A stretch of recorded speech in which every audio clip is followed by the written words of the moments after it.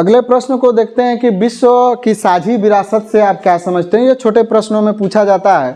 तो विश्व की साझी विरासत मतलब, साझी मतलब होता है हिस्सेदारी। जब विश्व की साझेदारी यानी कि हिस्सेदारी की बात यहाँ हो रही है तो इसमें किसी एक व्यक्ति विशेष का किसी पर अधिकार का ना होना, इसे ही साझेदारी कहते हैं। मतलब उसमें बहुत सारे व्यक्ति विशेषों की हिस्सेदारियां हुआ करती है। तो इसके तहत में विश्व के जितनी भी संपत्तियां हैं, चाहे वो मैदान हो, चाहे वो कुछ नदी हो, ये किसी एक व्यक्ति विशेष का नहीं है बल्कि ये साझा है, मतलब सबका है। जैसे ये पृथ्वी है, कोई एक व्यक्ति विशेष कहेगा कि पृथ्वी मेरा है? नदी, ये मेरा नदी है या मेरी नदी है, मेरा है या आसमान मेरा है, इस तरह से कुछ बातें कहा जाएगा।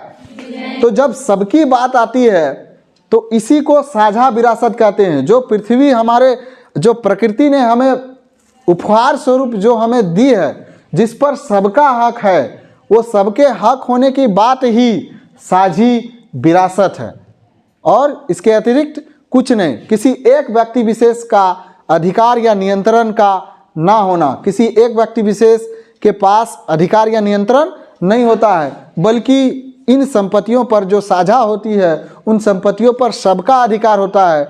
विश्व में या पृथ्वी पर निवास करने वाले हर व्यक्ति विशेष का उस पर अधिकार होता है। इसी को साझा विरासत कहा जाता है। ठीक है।